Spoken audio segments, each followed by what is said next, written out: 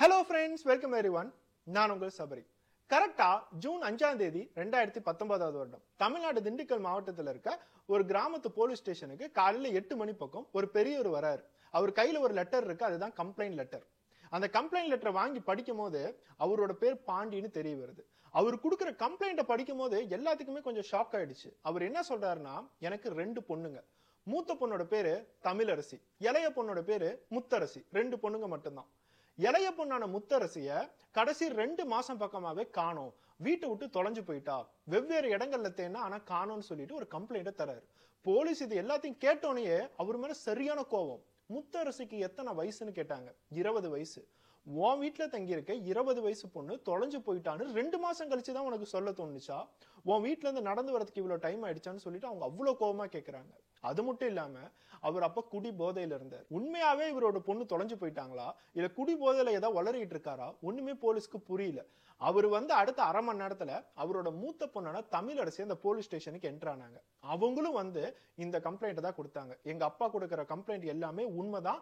என்னோட தங்கச்சியான முத்தரசிய கடைசி 2 மாசம் பக்கமாவே காணோம். நாங்க வெவ்வேறு இடங்கள்ல தேடணும், எப்படியாச்சும் கண்டுபிடிச்சிடலாம்னு சொல்லிட்டு எல்லாத்துக்கிட்டுமே ஃப்ரெண்ட்ஸ், ரிலேட்டிவ்ஸ், பக்கத்து ஊரு, பக்கத்து வில்லேஜ் எல்லா இடத்துலயுமே கேட்டு பார்த்தோம். ஆனா முத்தரசியை காணோம். சுத்தி இருக்கிறவங்க எல்லாம் தப்பா பேச ஆரம்பிச்சுட்டாங்க. எப்படியாச்சும் என்னோட தங்கச்சியை கண்டுபிடிச்சு கொடுங்கன்னு சொல்லிட்டு அந்த பொண்ணு அழுகுறாங்க. போலீஸ் இந்த எல்லா விஷயத்தையும் கேட்கும் போது இந்த கேஸ்ல இருக்க சீரியஸ்னஸ் அவங்களுக்கு புரிய வருது. முதல் விஷயமா, தொலைஞ்சு போன முத்தரசியோட அக்காவான தமிழரசி, அப்பாவான பாண்டி, அவங்க அம்மா எங்க, அவங்க குடும்பத்துல யார் யாரெல்லாம் இருக்காங்க, இந்த மாதிரி எல்லாத்தையுமே விசாரிக்கிறாங்க. அவங்க குடும்பத்தை பத்தி விசாரிக்கும் போதுதான் இந்த முத்தரசி தமிழரசிக்கு அம்மா இல்ல அப்படிங்கிறது தெரிய வருது. அவங்க அம்மாவோட பேரு ராஜேஸ்வரி. இந்த ராஜேஸ்வரி கொஞ்சம் வருடங்களுக்கு முன்னாடி இறந்துட்டாங்க. எதனால இறந்தாங்க, ஆக்சிடென்டா அப்படிங்கறத விசாரிக்கும் போதுதான் இந்த ராஜேஸ்வரி கொஞ்சம் வருடங்களுக்கு முன்னாடி சூசைட் பண்ணி இறந்தாங்க அப்படிங்கிற உண்மையும் போலீஸ்க்கு தெரிய வருது. சோ இப்ப போலீஸ்க்கு டவுட், எதனால ராஜேஸ்வரி சூசைட் பண்ணாங்க, யார் அவங்களை சித்திரவதை பண்ணாங்க, காசு இல்லையேன்னு சூசைட் பண்ணாங்களா, ஏதாவது தப்பு பண்ணிட்டாங்கன்னு சூசைட் பண்ணாங்களா? இத அக்காவான தமிழரசி கிட்ட விசாரிக்கும் போது எங்க அப்பாவான பாண்டி எப்பயுமே குடி போதையில தான் இருப்பாரு. ஒரு டீ கடையில டீ ஆத்துறது தான் அவருக்கு வேலை. தினம் தினம் அவருக்கு கூலி கிடைக்கும். அந்த கூலியை வச்சு வீட்டை பாத்துக்க மாட்டாரு, நல்லா குடிப்பாரு. குடிச்சிட்டு என்னோட அம்மாவை அடிச்சு சித்திரவதைப்படுத்துவாரு. அதனாலதான் எங்க அம்மா சூசைட் பண்ணிக்கிட்டாங்க அப்படிங்கறத போலீஸ்ட சொல்றாங்க. சோ இப்ப போலீஸ்க்கு பாண்டியோட சுயரூபம் நல்லா தெரிஞ்சிருச்சு. போலீஸ் ஸ்டேஷனுக்கு முதற்கொண்டு அவர் குடிச்சிட்டு தான் வராரு. அவரால் அவரோட வைஃபையும் இறந்திருக்காங்க. ஏன் இவரே குடிச்சிட்டு இவரோட பொண்ணு ஏதாவது பண்ணிருக்க கூடாது? அதனால பாண்டிகிட்ட இருந்து விசாரிக்க ஆரம்பிக்கிறாங்க. பாண்டி கடைசியா எப்ப தன்னோட பொண்ணை பார்த்தாரு, கடைசியா எப்ப பேசினாரு, பொண்ணு டெய்லி எங்க போயிட்டு வராங்க, இவர் எங்கெல்லாம் போறாரு, இப்படிங்கிற எல்லா விஷயங்களுமே செக் பண்ணாங்க. அப்பதான் பாண்டி என்ன சொல்றாரு, டெய்லி நான் டீ கடைக்கு போவேன், டீ கடைக்கு போய் வேலையெல்லாம் முடிச்சுட்டு நான் குடிச்சிட்டு வீட்டுக்கு வருவேன். அப்பப்பதான் நான் வீட்டுக்கு வருவேன், குளிக்கிறதுக்காகவும் ட்ரெஸ் சேஞ்ச் பண்றதுக்காகவும் தூங்குறதுக்காகவும் தான் நான் வீட்டுக்கு வருவேன். என்னோட பொண்ணான முத்தரசி அப்பப்ப காலேஜுக்கு போயிட்டு வீட்டுக்கு வருவா, இவ்வளவுதான் எனக்கு தெரியும் அப்படிங்கறத சொல்றாரு. சோ இப்ப போலீஸ்க்கு இன்னொரு இன்ஃபர்மேஷனும் கிடைச்சிருக்கு. முத்தரசி ஒரு காலேஜ் படிக்கிற பொண்ணு. சோ காலேஜ் படிக்கிறாங்க அப்படின்னா காலேஜ்ல யாரையாச்சும் லவ் பண்ணி ஓடி போயிட்டாங்களா, காலேஜ்ல இருக்க ஃப்ரெண்ட்ஸ் எல்லாத்தையுமே விசாரிக்க ஆரம்பிக்கிறாங்க. காலேஜ் மேனேஜ்மெண்ட்டையும் விசாரிக்க ஆரம்பிக்கிறாங்க. என்னைக்கு முத்தரசி வந்தாங்க, என்னைக்கு தொலைஞ்சு போனாங்க, இந்த மாதிரி எல்லா டீடைல்ஸுமே செக் பண்ணும் போதும் போலீஸ்க்கு ஒரு க்ளூமே இல்ல. அவங்க காலேஜ்ல யாரும் லவ் பண்ற மாதிரியும் தெரியல. கடைசியா இவங்களை பார்த்தது மார்ச் 6ஆம் தேதி. ஒரு பக்கம் முத்தரசியோட அப்பாவும் மார்ச் 6ஆம் தேதியில இருந்து தான் இவ தொலைஞ்சு போயிருக்கா அப்படிங்கறத கன்ஃபார்ம் பண்ணிட்டாரு. சோ இப்போ பாண்டியான அப்பா மேலயும் சந்தேகம் இல்ல, காலேஜ்ல யார் மேலயும் சந்தேகம் இல்ல. தமிழரசி கேட்கும் போது கொஞ்சம் வருடங்களுக்கு முன்னாடியே அவங்க திருப்பூர் போய் லவ் மேரேஜ் பண்ணி அங்கேயே செட்டில்டும் ஆயிட்டாங்க. சோ இப்ப போலீஸ்க்கு தெரிய வேண்டியதெல்லாம், கடைசி கொஞ்சம் மாதங்களா முத்தரசியோட வாழ்க்கையில என்னதான் நடந்துச்சு, அந்த பொண்ணு எங்க தான் போயிட்டாங்க, கண்டுபிடிச்சே ஆகணும். அடுத்ததா போலீஸ் டிபார்ட்மெண்ட் முத்தரசியோட பர்சனல் லைஃப் பத்தி விசாரிக்கிறாங்க. ஒருத்தவங்களோட பர்சனல் லைஃப் பத்தி விசாரிச்சாதான் அவங்க எதனால இந்த இடத்தை விட்டு தொலைஞ்சு போயிருக்காங்க அப்படிங்கிறது முக்கால்வாசி தெரியும். அவங்க அக்கா மூலியமாவும் அவங்க ஃப்ரெண்ட்ஸ் மூலியமாவும் முத்தரசியோட வாழ்க்கை எப்படிதான் இருந்துச்சு அப்படிங்கறத விசாரிக்கிறாங்க. முத்தரசியும் தமிழரசியும் சின்ன வயசுல இருக்கும் போதே அவங்க அம்மா சூசைட் பண்ணி இறந்துட்டாங்க. அதுவே முத்தரசிக்கு ஒரு பெரிய ஷாக். அவளும் அவங்க அக்காவும் ஸ்கூலுக்கு போகும்போது அவங்க அம்மா வெயிட் பண்ணிட்டு இருந்திருக்காங்க. இந்த மாதிரி குழந்தைங்க எல்லாமே ஸ்கூலுக்கு போகட்டும், அதுக்கப்புறம் நம்ம சூசைட் பண்ணிக்கலாம்னு சொல்லி வெயிட் பண்ணியிருக்காங்க. குழந்தைங்க 2 பேரும் ஸ்கூலுக்கு போனதுக்கு அப்புறம், பாண்டி வேலைக்கு போனதுக்கு அப்புறம் இவங்க மண்ணெண்ணெய் ஊத்தி வீட்டுல கொளுத்திக்கிட்டாங்க. அவங்க இறந்தது கூட சுத்தி இருக்கிற யாருக்குமே தெரியல. அந்த லெவலுக்கு அவங்க சத்தம் கூட போடல போல. மனசுல அவ்வளவு பெரிய பாரம்.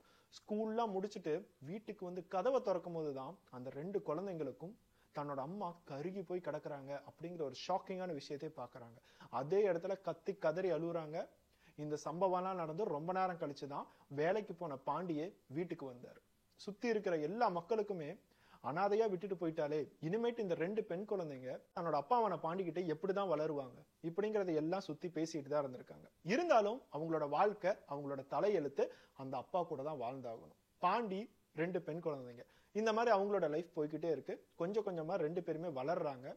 தமிழரசி அவங்களோட படிப்பு எல்லாத்தையும் முடிச்சதுக்கு அப்புறம் நான் ஒரு வேலைக்கு போறேன்னு சொல்லிட்டு திருப்பூர்ல ஒரு டெக்ஸ்டைல் கம்பெனில வேலைக்கு போக ஆரம்பிச்சாங்க. இன்னொரு பக்கம் முத்தரசி நான் வேலைக்கு போகல, நான் நல்லா படிக்கணும்னு சொல்லிட்டு திருப்பூர்ல இருக்கிற பெரியமாவோட வீட்டுல போய் தங்க ஆரம்பிச்சிருக்காங்க. அந்த பெரியமா ஆல்ரெடி கணவர்லாம் இறந்துட்டு தனியா தான் இருக்காங்க.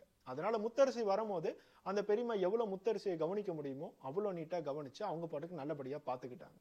முத்தரசியும் அங்க ஒரு ஸ்கூல்ல ஜாயின் பண்ணி பெரியமா வீட்டுல இருந்து +2 வரைக்கும் நல்லபடியாவே படிச்சாங்க. +2 பாஸ் ஆனதுக்கு அப்புறம் அடுத்தது முத்தரசிக்கு கண்டிப்பா நம்ம காலேஜ் படிச்சு ஒரு டிகிரி வாங்கியே ஆகணும்னு சொல்லிட்டு அவங்களுக்கு தோண ஆரம்பிச்சிச்சு. ஆனா அதுக்கான காசு கையில இல்ல. பெரியமா கிட்டயும் அதுக்கான காசு இல்ல. ஒரு காலேஜ்ல படிக்கணும், டிகிரி வாங்கணும், கம்மியான காசுக்கு படிக்கணும் அப்படின்னா நம்ம சொந்த ஊருக்கே வந்து ஏதோ ஒரு காலேஜ்ல ஜாயின் பண்ணுமே சொல்லிட்டு பெரியமா வீட்டை விட்டு திருப்பி அவங்க சொந்த கிராமத்துக்கு வந்து ஒரு காலேஜ்ல ஜாயின் பண்ணாங்க. டெய்லி வீட்டுல தங்கிட்டு தன்னோட காலேஜ் அட்டென்ட் பண்ணிட்டு வந்துட்டு இருந்தாங்க. இப்போ முத்தரசியும் பாண்டி மட்டும்தான் வீட்டுல இருக்காங்க. பாண்டி எப்பயும் போல குடி போதையில கடையில விழுந்து கிடக்குறாரா, ரோட்ல விழுந்து கிடக்குறாரா, எப்ப வீட்டுக்கு வராரு, எதுக்காக வீட்டுக்கு வராருன்னு சொல்லி முத்தரசிக்கு ஒரு ஐடியாவும் இல்ல. ஆனா பாண்டிக்கும் தன்னோட பொண்ணான முத்தரசி என்ன பண்றா, காலேஜுக்கு போறாளா, வேற எங்கேயாச்சும் போறாளான்னு சொல்லிட்டு கவனிக்கிறதே இல்ல. இப்படிதான் அப்பா பொண்ணோட வாழ்க்கை அப்படியே ஓடிட்டு இருந்துச்சு. அப்பதான் இவங்க 2 பேத்துக்குமே ஒரு ஷாக்கிங்கான நியூஸ் தெரிய வந்துச்சு. தன்னோட அக்காவான தமிழரசி திருப்பூர் டெக்ஸ்டைல் கம்பெனில ஏதோ ஒரு பையனை லவ் பண்ணி அங்கேயே கல்யாணமும் பண்ணிக்கிட்டாங்க. கல்யாணம் பண்ணி அப்படியே செட்டில்டும் ஆயிட்டாங்க. இது முத்தரசிக்கு இன்னொரு ஒரு ஷாக்கிங்கான விஷயமா இருந்துச்சு. நமக்காக நம்ம அக்கா இருப்பாங்க, நம்ம அக்கா எப்பயுமே பக்கத்திலே இருப்பாங்கன்னு பார்த்தா அக்கா அவங்களோட வாழ்க்கையை பார்த்துட்டு போயிட்டாங்க. சோ இப்போ நம்ம என்ன பண்றது அப்படிங்கிற ஒரு பெரிய கேள்விக்குறி முத்தரசிக்கு இருந்துகிட்டே இருந்திருக்கு. போலீஸ் இந்த எல்லா விஷயங்களும் முத்தரசி பத்தி தெரியும் போதுதான் அந்த முத்தரசி மேல பாவப்பட ஆரம்பிச்சாங்க. இந்த பொண்ணோட லைஃப்ல இவ்வளவு காம்ப்ளிகேஷன்ஸ் இருக்கா. ஒரு பக்கம் குடியார் அப்பா, அம்மா சூசைட் பண்ணிக்கிட்டாங்க, கையில பைசா இல்ல, பெரியமா வீட்டுல ரொம்ப நாட்களா போய் +2 முடிச்சுட்டு காலேஜ் படிக்கணுமே சொல்லிட்டு திருப்பி இந்த வீட்டுல வந்து தங்கியிருக்காங்க. நமக்குன்னு சொந்தமா இருந்த ஒரே அக்காவும் லவ் மேரேஜ் பண்ணி ஓடிட்டாங்க. சோ இவ்வளவு விஷயங்களுக்கு நடுவுல இந்த பொண்ணு என்னதான் பண்ணாங்க, இவங்களோட வாழ்க்கையில என்னதான் நடந்துச்சு, இது போலீஸ்க்கு ஒரு பெரிய குழப்பமாவே இருந்துச்சு. முத்தரசியோட போன் ரெக்கார்ட்ஸ் ஆகட்டும், போனோட நெட்வொர்க் கவரேஜ் ஆகட்டும், எல்லாத்தையுமே எடுத்து பார்க்கும்போது முத்தரசியோட போன் கடைசியா அவங்க பெரியமா வீடு தாராபுரத்துல இருக்கிற பெரியமா வீட்டுக்கிட்ட தான் சுவிட்ச் ஆஃபே ஆயிருக்கு. ஆனா அவங்க பெரியமாவை விசாரிக்கும் போது முத்தரசி எங்க வீட்டுக்கு வரவே இல்லையே அப்படிங்கறத கிளியரா சொல்றாங்க. அதே இடத்துல சிசிடிவி கேமராஸ் எல்லாம் பார்க்கும் போதும் அந்த இடத்துல முத்தரசி எங்கேயுமே தென்படல. சோ இப்போ போலீஸ்க்கு இருந்த ஒரே க்ளூவான அந்த நெட்வொர்க் கவரேஜும் டோட்டலாவே யூஸ் இல்லாம போயிடுச்சு. இந்த மாதிரி எல்லா விஷயங்களும் போலீஸ் ஒவ்வொன்னா கலெக்ட் பண்ணும்போதுதான் போலீஸ்க்கு முத்தரசியோட க்ளோஸ் ஃப்ரெண்டான கௌசல்யா அப்படிங்கிற ஒரு பொண்ணு தெரிய வந்துச்சு. அவங்களோட போன் ரெக்கார்ட் செக் பண்ணும்போதுதான் அவங்க கௌசல்யா அப்படிங்கிற பொண்ணுக்கு நிறைய டைம் கால் பண்ணியிருக்காங்க. கடைசியா அவங்க தாராபுரம் போறதுக்கு முன்னாடி கௌசல்யாக்கு தான் கால் பண்ணியிருக்காங்க அப்படிங்கிறது தெரிய வருது. இந்த கௌசல்யா யாருன்னு விசாரிக்கும் போது அவங்க காலேஜோட கொலீக், முத்தரசி படிக்கிற காலேஜ்ல அதே கிளாஸ்ல தான் இந்த பொண்ணு படிக்கிறாங்க. 2 பேருமே க்ளோஸ் ஃப்ரெண்ட்ஸ் அப்படிங்கறத எல்லாருமே சொல்றாங்க. கௌசல்யா கிட்ட போய் உனக்கு முத்தரசி பத்தி ஏதாச்சும் தெரியுமா, எந்த சீக்கிரட்டான விஷயமா இருந்தாலும் வெளியே போகவே போகாது, முத்தரசி பல மாதங்களாவே காணும், அவ உயிரோட இருக்காளான்னு கூட தெரியல, அதனால என்ன உண்மையா இருந்தாலும் தயவு செய்து சொல்லுன்னு சொல்லும் போதுதான் கௌசல்யா ஒவ்வொரு உண்மையா வெளியே சொல்றாங்க. அவங்க முதல் விஷயம் சொன்னதே இது வரைக்கும் நான் இந்த உண்மையை வெளியே சொல்லவே இல்லை, ஏன்னா முத்தரசிக்கு கெட்ட பேர் வந்துடக்கூடாது, முத்தரசியோட வாழ்க்கை பாதிக்கப்படக்கூடாதுன்னு சொல்லிதான் நான் யாருக்கிட்டையுமே சொல்லல. முத்தரசி அவங்க பெரியமா வீடு தாராபுரத்துல இருக்க பெரியமா வீட்டுக்கு +2 வரைக்கும் படிக்க போனான். அப்போ பக்கத்து ஏரியால இருக்கிற பரத் அப்படிங்கிற ஒரு பையனை லவ் பண்ணான். இவங்க 2 பேருமே ரொம்ப சின்சியரா லவ் பண்ணிட்டு இருந்தாங்க. இப்ப கூட அவ என்னைக்கு மார்ச் 6ஆம் தேதி தொலைஞ்சு போனாலோ அதுக்கு முன்னாடி நாள் என்னைய பரத் கல்யாணம் பண்ணிக்கிறதுக்கு கூப்பிடுறாரு அப்படின்னு சொல்லிட்டு தான் வீட்டை விட்டு ஓடி போனான் இப்படிங்கிற ஒரு இம்பார்ட்டன்டான க்ளூவை போலீஸ்ல தராங்க. போலீஸ்க்கு இதை கேட்டோனையே நம்ம கேஸை கிராக் பண்ணிட்டோம், யார் குற்றவாளிங்கிறது நீட்டா தெரிஞ்சிருச்சு அப்படிங்கறத முடிவு பண்ணிட்டாங்க. சோ இப்போ தாராபுரத்துல இருக்க அந்த பரத்தை தூக்கணும் அப்படின்னா எல்லா விஷயங்களும் தெரியும். முத்தரசி உயிரோடு இருக்காளா, இல்ல இறந்துட்டாளா, இல்ல எங்க மறைச்சு வச்சிருக்கானா, கல்யாணம் பண்ணானா இல்லையா, இந்த மாதிரி எல்லா விஷயங்களும் தெளிவாக தெரியும். போலீஸ் டிபார்ட்மெண்ட் அடுத்ததா தாராபுரத்துக்கு போறாங்க. அந்த பரத் அப்படிங்கிற பையனை அரெஸ்ட் பண்றாங்க. அவன் வீட்லயே தான் இருந்தான். அவன் வீட்டுக்கு போய் அந்த பரத்தை பார்க்கும் போது போலீஸ்க்கு இன்னொரு பெரிய அதிர்ச்சி என்னன்னா, 3 மாசத்துக்கு முன்னாடியே இவனுக்கு கல்யாணமும் நடந்துருச்சு. ஆனா கல்யாணம் பண்ணது முத்தரசி இல்ல, வேற யாரோ ஒரு பொண்ணு தான் அவன் கல்யாணம் பண்ணியிருக்கான். அப்படின்னா இவனை நம்பி ஓடி வந்த முத்தரசியோட வாழ்க்கை என்ன ஆச்சு, எங்க மறைச்சு வச்சிருக்கான், கொன்னு போட்டானா, இந்த மாதிரி எல்லா கேள்வியுமே அவங்க கிட்ட கேட்க ஆரம்பிக்கிறாங்க. ஆரம்பத்துல அவன் திமிரா, முத்தரசிக்கு எனக்கு எந்த ரிலேஷன்ஷிப்பும் இல்ல, ஏதோ பார்த்த மாதிரி ஒரு ஞாபகம், பக்கத்து வீட்டுல இங்க தங்கிட்டு இருந்தா, இவ்வளவுதான் எனக்கு தெரியும்னு சொல்லிட்டு ரொம்ப திமிரா பதில் சொன்னான். ஆனா போலீஸ் ஸ்டேஷன்ல கஸ்டடியில் எடுத்து போலீஸ் அவங்களோட வேலை எல்லாத்தையும் காட்டும் போது இவனால எந்த உண்மையும் மறைக்க முடியல. அப்படியே எல்லா உண்மையும் கொஞ்சம் கொஞ்சமா சொல்ல ஆரம்பிச்சான். முத்தரசி பெரியமா வீட்டுல தங்கிட்டு இருக்கும் போது தினமும் ஸ்கூலுக்கு போறதுக்கு ஷேர் ஆட்டோல தான் யூஸ் பண்ணுவாங்க. அந்த ஷேர் ஆட்டோல நிறைய ஸ்கூல் பொண்ணுங்க ஏறுவாங்க. அந்த ஷேர் ஆட்டோ ஸ்ட்ரைட்டா ஸ்கூலுக்கு போகும், எல்லாமே இறங்கிக்குவாங்க. அந்த ஷேர் ஆட்டோ டிரைவர் தான் பரத். சொந்தமா ஒரு ஆட்டோ வச்சிருக்கான். அந்த ஏரியால இருக்கிற எல்லா பொண்ணுங்களையும் சரி ஸ்கூலுக்கு போனோம் அப்படின்னா அவன் தான் கூட்டிட்டு போவான், அதுக்கான காசும் வாங்கிக்குவான்.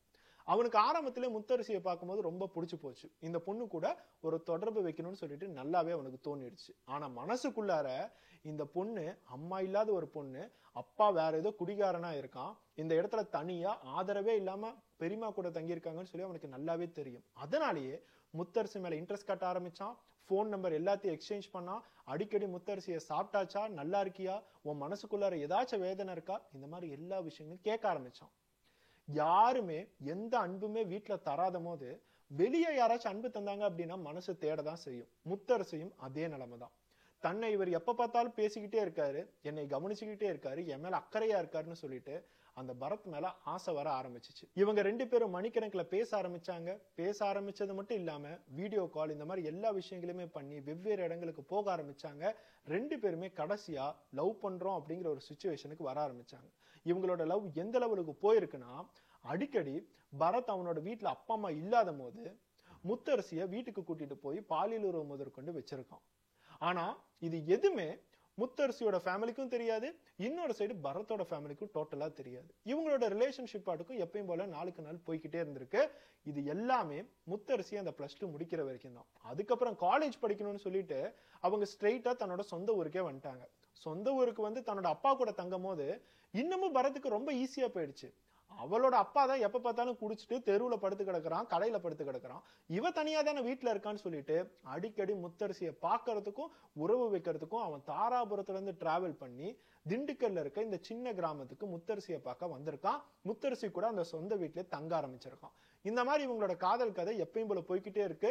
முத்தரசி என்ன நடந்தாலும் சரி அவங்களோட க்ளோஸ் ஃப்ரெண்டான கௌசல்யா கிட்ட எப்பயும் காலேஜ்ல ஷேர் பண்ணிக்கிட்டே இருந்திருக்காங்க. முத்தரசியோட வாழ்க்கையில இந்த மாதிரி எல்லா விஷயங்களும் நல்லா போயிட்டு இருக்கும் போது அப்பா எவ்வளவு குடிகாரனா இருந்தாலும் பரவாயில்ல, அம்மா போனாலும் பரவாயில்ல, எனக்குன்னு சொல்லிட்டு என்னோட காதலன் இருக்கான், என்னை அவன் கல்யாணம் பண்ணிக்குவான். அக்கா எப்படி ஒரு காதலிச்சு கல்யாணம் பண்ணி நல்லா இருக்காளோ அந்த மாதிரி நானும் நல்லா இருப்பேன்னு சொல்லி ரொம்ப நம்பிக்கையா இருக்கும் போதுதான் அவங்களுக்கு ஒரு ஷாக்கிங்கான தகவலே தெரிய வந்துச்சு. கொஞ்ச நாட்களுக்கு முன்னாடி தன்னோட லவ்வரான அந்த பரத்துக்கு வேற ஒரு பொண்ணோட என்கேஜ்மெண்ட் நடந்திருக்கு.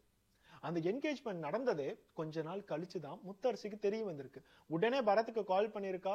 கால் பண்ணி பரத்துக்கிட்ட சண்டை போட ஆரம்பிச்சிருக்கா. உனக்கும் எனக்கும் எல்லா விஷயங்களும் நடந்துருச்சு, இனிமேட்டு சத்தியமா நான் யாரையுமே கல்யாணம் பண்ணிக்க முடியாது, உன்னைய மட்டும்தான் நான் கல்யாணம் பண்ணிக்குவேன், என்னை நீ ஏமாத்தின அப்படின்னா நான் போலீஸ்க்கு கூட போக தயங்க மாட்டேன்னு சொல்லிட்டு இவங்க 2 பேத்துக்கும் கொஞ்சம் மாதங்களாவே சண்டைகள் ரொம்பவே அதிகமாச்சு. ஒரு பக்கம் பரத்துக்கு என்ன செய்யறதுனே புரியல. இவளை வேற நம்ம லவ் பண்ணி தொலைஞ்சிட்டோம், இன்னொரு சைடு ஒரு பொண்ணு வேற நமக்கு என்கேஜ் ஆயிருக்காங்க, இவளை விட அவ ரொம்ப அழகா இருக்கா, இவள் ஆல்ரெடி நம்ம யூஸ் பண்ணிட்டோம், இனிமேட்டு எதுக்காக இவ நம்ம லைஃப்க்கு, அது மட்டும் இல்லாம ஒரு குடிகார மாமனார்லாம் எனக்கு தேவையா, இவகிட்ட காசும் இல்ல ஒண்ணுமே இல்ல, அவளை மட்டும் தான் நான் தூக்கிட்டு வந்து வீட்டுல வைக்கணும். ஆனா இன்னொரு சைடு பார்த்தா டவுரின்னு சொல்லிட்டு பைக்கு தருவாங்க, லட்சக்கணக்கில் காசு தருவாங்க, அந்த பொண்ணுக்குன்னு சொல்லிட்டு ஏகப்பட்ட சொத்து இருக்கு, நமக்கு வாழ்க்கை எல்லாமே நல்லா இருக்குமேன்னு சொல்லிட்டு அவன் அந்த என்கேஜ்மெண்ட் ஆன பொண்ணு மேலதான் கான்சென்ட்ரேட் பண்ண ஆரம்பிச்சான். இது கொஞ்சம் கொஞ்சமா முத்தரசிக்கும் புரிய ஆரம்பிச்சிச்சு. இவனை இதே மாதிரி விட்டோம் அப்படின்னா சத்தியமா என்னை ஏமாத்திட்டு போயிருவான்னு சொல்லிட்டு அவர் ரொம்ப சண்டை போட ஆரம்பிச்சா. கடைசியா என்ன பண்றதுன்னே தெரியாம தான் மார்ச் 6ஆம் தேதி 2019 வருடம் முத்தரசிக்கு கால் பண்ணி, நீ தாராபுரத்துல இருக்க என்னோட இடத்துக்கு வந்துரு, நம்ம 2 பேருமே திருட்டுத்தனமா கல்யாணம் பண்ணிக்கலாம், ஒரு லைஃபை ஸ்டார்ட் பண்ணுவோம், நான் உனக்கு உண்மையா இருக்குன்னு சொல்லிட்டு பரத் சொல்லியிருக்கான். இதை கேட்டோன்னு முத்தரசிக்கு அவ்வளோ பெரிய சந்தோஷம். ஓகே, கடைசியா நம்மளை கல்யாணம் பண்ணிக்கிறேன்னு சொல்லிட்டான்னு ஆசையா வீட்டுல எல்லாத்தையுமே பேக்கப் பண்ணி நான் கல்யாணம் பண்ணிக்க போறேன்னு சொல்லிட்டு வீட்டை விட்டு வெளியே போன முத்தரசி திருப்பி வீட்டுக்கு வரவே இல்லை. கௌசல்யாவுக்கும் கால் பண்ணி இந்த மாதிரி பரத் என்னை கல்யாணம் பண்ணிக்கிறேன்னு சொல்லிட்டான், நான் அவனை போய் கல்யாணம் பண்ணிக்கிறேன், அவன் கூட சந்தோஷமா வாழ போறேன்னு சொன்ன பொண்ணு திருப்பி கௌசல்யாவுக்கு கால் பண்ணவே இல்லை. அன்னைக்கு முத்தரசிக்கு என்ன நடந்துச்சுன்னா, பரத்தை போய் பார்க்கும் போது பரத்தை நேர்லயும் அந்த பொண்ணுக்கு புரிய வைக்க ட்ரை பண்ணியிருக்கான். எனக்கு வேற ஒரு பொண்ணோட என்கேஜ்மெண்ட் ஆயிருக்கு, நமக்கு ஏதோ காதல் அப்படிங்கிற பேர்ல எல்லா விஷயங்களும் பண்ணிட்டோம், தயவு செய்து எல்லாத்தையும் மறந்துடலாமே, உன்னோட லைஃப் நீ பாரு, என்னோட லைஃப் நான் பாக்குறேன்னு சொல்லிட்டு எவ்வளவுதான் சொல்லியும் முத்தரசி நீ என்னை ஏமாத்த ட்ரை பண்றங்கிறது நல்லாவே தெரியுது, என்னை டோட்டலா யூஸ் பண்ணிட்டு எரியலான்னு நினைக்கிறியான்னு அவங்களோட போன் இம்மீடியட்டா எடுத்து போலீஸ் நம்பரான 100க்கு கால் பண்ணி அதை சொல்ல ட்ரை பண்ணியிருக்காங்க. அதை கம்ப்ளைண்ட் பண்ணோனையே ஒரு பக்கம் இவனுக்கு உடம்பெல்லாம் நடுங்க ஆரம்பிச்சிருச்சு. என்ன இவ சும்மா பேச்சுக்கு சொல்லுவான்னு பார்த்தா 100க்கு கால் பண்ணி போலீஸ்க்கு கம்ப்ளைண்ட் பண்றா, நம்ம வாழ்க்கையை கெடுத்துருவா போலன்னு சொல்லிட்டு உடனே அந்த போலீஸ்ல நம்பரை வாங்கி அந்த கண்ட்ரோல் ரூம்ல எங்க 2 பேத்துக்கும் லவ் விஷயமா சில சண்டைகள் இருக்கு, நாங்க உண்மையானுமே சமாதானம் ஆயிட்டோம், அதனால இந்த கம்ப்ளைண்ட்டை எடுத்துக்காதீங்க, இக்னோர் பண்ணிருங்கன்னு சொல்லிட்டு போனை வச்சுட்டான். கண்ட்ரோல் ரூம்ல இருந்த போலீஸ் டிபார்ட்மெண்ட்டும் சரி இது ஏதோ லவர்ஸ் பிரச்சனை போல, அது மட்டும் இல்லாம இந்த பொண்ணோட டீடைல்ஸ் எதுவுமே தெரியல, ரொம்ப அத்தன்டிக்கா தான் இருக்கு, அதனால அவங்களுக்குள்ளாரே விட்டுலான்னு சொல்லிட்டு கேஸை இக்னோர் பண்ணிட்டாங்க. இது எல்லா விஷயங்களும் முடிச்சதுக்கு அப்புறம் இவனுக்கு செம்ம கோபம். நம்ம எப்படியாச்சும் இவளை துரத்துலான்னு பார்த்தா திருப்பி திருப்பி ஒட்டிக்கிட்டு வரா, போலீஸ்க்கு கால் பண்றா.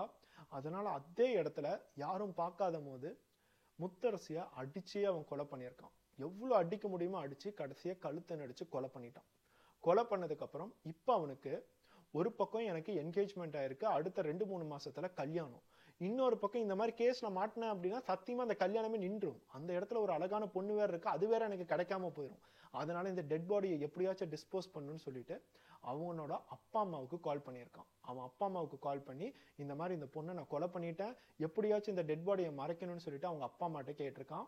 அவங்க அப்பா அம்மா பையன் இந்த மாதிரி ஒரு கொலையை பண்ணிட்டானே, இவன் சத்தியமா ஜெயிலுக்கு போன இவன் உருப்படவே மாட்டான், ஒரு பொண்ணை ஏமாத்திட்டானே நினைக்கிறத விட்டுட்டு இவனை எப்படி காப்பாத்தலாம், எப்படி அந்த பாடியை டிஸ்போஸ் பண்ணலாம், இததான் யோசிக்க ஆரம்பிச்சாங்க. இந்த விஷயத்த போலீஸ்க்கு கேட்டோன்னே இன்னொரு பெரிய அதிர்ச்சி, ஒரே ஒருத்தன் தான் குற்றவாளி இருப்பான்னு பார்த்தா இன்னும் 2 பேர் அடிஷனலா மிங்கில் ஆகுறாங்க. அதனால உடனே பரத்தோட அப்பா அம்மாவையும் கஸ்டடியில எடுத்தாங்க. அவங்க கிட்ட விசாரிக்க ஆரம்பிச்சாங்க. ஒரு பக்கம் உன்னோட பையன் கொலை பண்ணிட்டு உனக்கு கால் பண்ணான், நீங்க 2 பேரும் அதுக்கப்புறம் என்ன பண்ணீங்க அப்படின்னு கேட்கும் போது அவங்க சொன்னது இன்னமும் பெரிய விஷயமா இருந்துச்சு. தன்னோட பையன் கொலை பண்ணிட்டான்னு தெரிஞ்சதுக்கு அப்புறம் உடனே அந்த பாடியை எப்படியே டிஸ்போஸ் பண்ணணும், நம்ம வீட்டுக்கு பின்னாடி செடிலாம் வளர்த்துறதுக்கு ஒரு எம்டி ஸ்பேஸ் இருக்கு, அந்த இடத்துல பாடியை புதைச்சிடலாமேன்னு சொல்லிட்டு தன்னோட பையனான பரத்துக்கு கால் பண்ணி நீ உடனே பாடி எங்க கொண்டுட்டு வா அப்படிங்கறத சொல்றாங்க. இந்த பக்கம் அப்பாவும் அம்மாவும் உடனே கடப்பாறை எடுத்து எல்லா விஷயங்களும் தோண ஆரம்பிச்சுட்டாங்க. சோ இப்போ அடுத்தது பரத்துக்கிட்ட போறாங்க. உங்க அப்பா அம்மா டெட் பாடியை கொண்டுட்டு வர சொன்னாங்க, வீட்டுக்கு பக்கத்துல நீ கொலை பண்ணல, ஏதோ ஆத்தோரமா தான் கொலை பண்ணிருக்க, அங்க இருந்து டெட் பாடி எப்படி தூக்கிட்டு வந்தேன்னு கேட்கும் போதுதான் இன்னொரு குற்றவாளியை உள்ளார கொண்டுட்டு வராங்க. பரத்தோட ஃப்ரெண்டான குமார்னு சொல்லி ஒருத்தன் இருக்கான். அந்த குமார்கிட்டயும் இந்த மாதிரி எல்லா உண்மையும் சொல்லி என்னோட லைஃபே உன் கையில தாண்டா இருக்கு, உனக்கு தேவையான பணத்தை எல்லாத்தையும் தரேன்னு சொல்லி குமார ஒரு கார் கொண்டுட்டு வர வச்சு இவங்க அந்த டெட் பாடியை கார்ல வச்சு 2 பேருமே சேர்ந்து தான் இந்த அப்பா அம்மா வீட்டுக்கே போயிருக்காங்க. சோ இப்போ ஒருத்தன் 3 பேர் ஆனாங்க, 3 பேர் இப்ப 4 பேர் வந்து நிக்கிறாங்க. இந்த 4 பேருமே சேர்ந்து அந்த டெட் பாடியை டோட்டலாவே புதைச்சு இந்த கொலையை எல்லாத்தையுமே மறைச்சிட்டாங்க. சோ இப்போ போலீஸ்க்கு நீட்டா பரத்தோட வீடு எங்க இருக்கு, பரத்தோட வீட்டுக்கு பின்னாடி லேண்ட் எங்க இருக்கு, எல்லா விஷயங்களும் தெரியும்.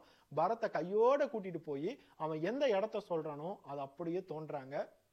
அந்த இடத்தை தோண்டும் போது எல்லாத்துக்குமே ஒரு துர்நாற்றம். உள்ளுக்குள்ளார முத்தரசியோட டெட் பாடி இருக்குன்னு பார்த்தா அதை ஓபன் பண்ணா 2 நாய்களோட டெட் பாடி இருக்கு. இதை கேட்கறவங்க எல்லாத்துக்கும் ஏதோ ஒரு படத்தை காப்பி அடிச்ச மாதிரி இல்ல, அதே கதை தான். பாப்பநாசம் அப்படிங்கிற படம், அதாவது மலையாளத்துல திருஷ்யம்னு சொல்லிட்டு ஒரு படம் வந்துச்சு, அந்த படத்தை காப்பி அடிக்கிற மாதிரியே டெட் பாடியை கொஞ்ச நாள் கழிச்சு டோட்டலா வெளியே எடுத்துட்டு ஒரு 2 நாய்களோட டெட் பாடியை உள்ளார போட்டாங்க. சோ எதுக்காக இதை செஞ்சாங்க அப்படிங்கிறதுக்காகவே போலீஸ் திருப்பி அவங்க அப்பா அம்மாவை விசாரிக்க ஆரம்பிச்சாங்க. உன் பையன் கொலை பண்ணு ஒத்துக்கிட்டான், டெட் பாடி இங்கதான் போட்டோம் அப்படிங்கறத ஒத்துக்கிட்டான், அதுக்கப்புறம் டெட் பாடி நீங்க என்ன பண்ணீங்க, இந்த எல்லா ஆதாரத்தையும் கேட்கும் போதுதான் இன்னொரு குற்றவாளி இதுக்குள்ளார வரான். போலீஸ்க்கு இது ஒரு பெரிய தலைவலியா தான் இருந்துச்சு. ஒருத்தன் கொலை பண்ணிருப்பான்னு பார்த்தா அதை புதைக்கிறதுக்கு 2 பேர், தூக்கிட்டு வரதுக்கு எக்ஸ்ட்ரா ஒருத்தன் ஆட் ஆயிட்டான், 4 பேர் சேர்ந்து புதைச்சிருப்பான்னு பார்த்தா இவ புதுசா ஒரு கேரக்டர் வருது. அந்த கேரக்டர் யாரு அப்படின்னா, இந்த பரத்துக்கு கொலையெல்லாம் பண்ணி முடிச்சு இது எல்லாத்தையும் மறைச்சதுக்கு அப்புறம் 3 வாரங்கள்ல கல்யாணமும் ஆயிடுச்சு. கல்யாணமாய் புது பொண்ணு வீட்டுக்கு வரும்போது வீட்டுல ரொம்ப துர்நாற்றம் அடிச்சுக்கிட்டே இருக்கேன்னு சொல்லிட்டு 1 வாரம் பக்கம் புலம்பிக்கிட்டே இருந்திருக்காங்க.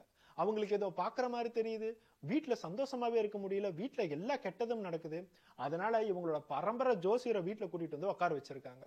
வீட்டுல கூட்டிட்டு வந்து உட்கார வச்சு வீட்டுல துர்நாற்றம் அடிக்கிற மாதிரியே இருக்கு, நிறைய நெகட்டிவிட்டி இருக்கு.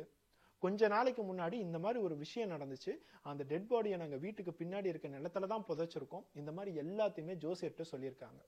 ஜோசியர் எல்லா விஷயங்களும் கேட்டதுக்கு அப்புறம், நீங்க செஞ்சது ஒரு மிகப்பெரிய பாவம், ஆனா இந்த பாவத்துக்கு பரிகாரம் இருக்கு. அந்த பரிகாரம் செய்யணும் அப்படின்னா முதல் விஷயமா அந்த டெட் பாடியை வெளியே எடுக்கணும். அந்த டெட் பாடி வெளியே எடுக்கிறது மட்டும் இல்லாம, ஆல்ரெடி அந்த டெட் பாடி அந்த மண்ணுக்குள்ளார இருக்கு, அந்த மண்ணுக்குன்னு சொல்லிட்டு ஒரு தேவை இருக்கு. அதுக்காக 2 நாய்ங்களை நீங்க கொன்னு அதோட டெட் பாடி உள்ளார போட்டு அந்த இடத்துல புதைச்சிடலாம். சோ இப்போ வெளியே எடுத்த அந்த முத்தரசியோட பாடியை பரிகார பூஜை செஞ்சு நம்ம டோட்டலா எரிச்சிடலாம். எரிச்சிட்டு அந்த அஸ்தியை அமராவதி ஆத்துல போய் நம்ம கரைச்சிடலாம். உங்க பரிகாரம் எல்லாமே ஒர்க் அவுட் ஆயிரும். இனிமேட்டு எல்லாமே பாசிட்டிவ் விஷயங்கள் தான் நடக்கும்னு சொல்லிட்டு அந்த ஜோசியர் சொல்லியிருக்காரு. அந்த ஜோசியர் சொன்ன மாதிரியே இவங்களும் அடுத்த ஒரு 3-4 வாரத்துல புதுசா வந்த வீட்டுக்கு வந்த பொண்ணை டோட்டலா வீட்டுக்கு அமுச்சு விட்டாங்க. கொஞ்ச நாள் நீ அம்மா வீட்லயே போய் தங்குமா, இங்க கன்ஸ்ட்ரக்ஷன் வேலையெல்லாம் கொஞ்சம் இருக்குன்னு சொல்லிட்டு பரத்தையும் சரி பரத்தோட மனைவி 2 பேத்தையுமே அமுச்சு வச்சுட்டு இந்த அப்பா அம்மா ஜோசியர் இவங்க 3 பேருமே சேர்ந்து அந்த டெட் பாடியை 3 வாரம் கழிச்சு வெளியே எடுத்திருக்காங்க. இவங்களே 2 பேரும் 2 நாய்களை கொண்டு அதோட டெட் பாடி உள்ளார போட்டு புதைச்சிருக்காங்க. அது மட்டும் இல்லாம இந்த டெட் பாடியை கொஞ்சம் தூரத்துல போய் பெட்ரோல்லாம் ஊத்தி எரிச்சு பூஜை வேற செஞ்சிருக்காங்க. பூஜை செஞ்சு அந்த அஸ்தியை கொண்டுட்டு வந்து அமராவதி ஆத்துல கலந்துட்டு நாங்க பரிகாரம் செஞ்சுட்டோம், இனிமேட்டு எங்களுக்கு பாவம் இல்ல, எங்க வீட்டுல பேய் இல்ல பூதம் இல்லைன்னு சொல்லிட்டு இவங்க பாட்டுக்கு தெரிஞ்சிட்டு இருந்திருக்காங்க. சோ இப்ப போலீஸ்க்கு இதை கேட்டோன்னே அடுத்தது அந்த போலீஸ் சாமியாரை தூக்கிட்டு வரான்னு சொல்லிட்டு ஜோசியர் முதற்கொண்டு தூக்கிட்டு வந்திருக்காங்க. இவங்க எல்லாருமே இந்த பரத் அப்படிங்கிற ஒருத்தவனோட காமத்துக்காக செஞ்ச ஒரு கொலைக்கு இவங்க எல்லாரும் ஹெல்ப் பண்ணியிருக்காங்க. இந்த எல்லா விஷயங்களை கேட்கும் போதுதான் போலீஸ்க்கு ஓகே, இனிமேட்டு இந்த இடத்துல யாரும் புதுசா வரமாட்டாங்கல்ல, ஒவ்வொருத்தவனா இவன் பாட்டுக்கும் கூட்டிட்டு வந்துகிட்டே இருக்கானேன்னு சொல்லி தோண ஆரம்பிச்சிச்சு. இதை எல்லாத்தையுமே சார்ஜ் ஷீட் ஃபைல் பண்ணி கோர்ட்ல போய் கேஸ் நடந்துகிட்டு தான் இருக்கு. இவங்க எல்லாத்துக்கும் இன்னும் என்ன தண்டனை கிடைக்கும், எப்ப தண்டனை கிடைக்கும், இதுல இருக்கிற எல்லா முடிகளும் எப்ப அவிழ்ப்பாங்க, காசு இருக்கிறவங்க புதுசா ஒரு அட்வொகேட்டை கொண்டுட்டு வந்து எப்படி எல்லாம் தப்பிப்பாங்க, இப்படிங்கறதெல்லாம் சட்டத்துக்கு மட்டும் தான் தெரியும். நமக்கு இந்த எல்லா விஷயங்களும் வெளியே சொல்றதுக்கு மட்டும் தான் தெரியும். இந்த வீடியோ பார்த்துட்டு இருக்க எல்லாருக்கும் ஒரு அப்பா அம்மா அவங்களோட குழந்தைங்களுக்கு தேவையான அன்பு தராம தவறான வழிகளில் போனா அந்த குழந்தைங்களோட வாழ்க்கை என்ன ஆகும் அப்படிங்கறத நம்ம இந்த இடத்துல ஸ்ட்ரெயிட்டாவே பாக்குறோம். இது வரைக்கும் எவ்வளவோ சம்பவத்துல எவ்வளவோ அப்பா அம்மா இந்த மாதிரி தப்பு பண்றாங்க, இந்த குழந்தையோட வாழ்க்கை இனிமேட்டு அனாதையா என்ன பண்ண போகுதுன்னு உங்களுக்கு ஒரு கேள்விக்குறி தான் நான் வச்சேன். ஆனா இந்த இடத்துல பதிலா 20 வயசு பொண்ணான முத்தரசியே இருக்காங்க. இவங்களுக்கு அவங்க அப்பா அம்மா கிட்ட இருந்து கரெக்டான கேர் கிடைச்சிருந்துச்சுன்னா, அம்மா போனதுக்கு அப்புறம் கூட தன்னோட அப்பா ஒழுங்கா பாத்திருந்தாரு அப்படின்னா இவங்க கரெக்டா இருந்திருப்பாங்க. அங்கேயே ஸ்கூல் படிச்சிருப்பாங்க, காலேஜ் படிச்சிருப்பாங்க, இவங்களோட வாழ்க்கை கொஞ்சமாவது நல்லா இருந்திருக்கும். அதே மாதிரிதான் இவங்க அக்காவோட வாழ்க்கையும். சரி நம்ம திருப்பூர் பனியன் கம்பெனில போய் எவனையாச்சும் லவ் பண்ணுமான்னு சொல்லிட்டு அவங்களுக்கு தோணி இருக்காது. அவங்களும் படிக்க ஆரம்பிச்சிருப்பாங்க. ஆனா ஒரு சைடு அம்மாவும் விட்டுட்டு போயிட்டாங்க, இன்னொரு சைடு அப்பாவும் குடிகாரனா இருக்கான், நம்ம என்ன பண்றது அப்படிங்கிற ஒரு கேள்வியில அவங்களுக்கு கிடைச்ச பதில அவங்களே தேடிக்கிட்டாங்க. என்னைக்குமே ஒரு அப்பா அம்மா அவங்களோட குழந்தைங்களுக்கு தேவையான அன்பை தரணும். அவங்க அந்த அன்புக்கு ஏங்கிக்கிட்டே இருப்பாங்க. ஆனா அந்த அன்பு வீட்டுல கிடைக்கல அப்படின்னா அடுத்ததா வீட்டை விட்டு வெளியே தான் அந்த அன்புக்கு அவங்க ஏங்குவாங்க. அப்போ யார் அவங்களுக்கு அன்பு தந்தாலும் அவங்க ஏத்துக்குவாங்க. கெட்டவங்களா நல்லவங்களா இந்த மாதிரி எதையுமே பார்க்க மாட்டாங்க. இந்த சம்பவத்தை பார்க்கறது மூலியமாவும் கேட்கறது மூலியமாவும் ஒரு அப்பா அம்மாவா இருந்தீங்க அப்படின்னா உங்களோட குழந்தைங்களுக்கு நீங்க அன்பு தந்து வளர்த்துவீங்கன்னு சொல்லி நான் நம்புறேன். நெக்ஸ்ட் ஒரு வீடியோட பார்ப்போம். பை.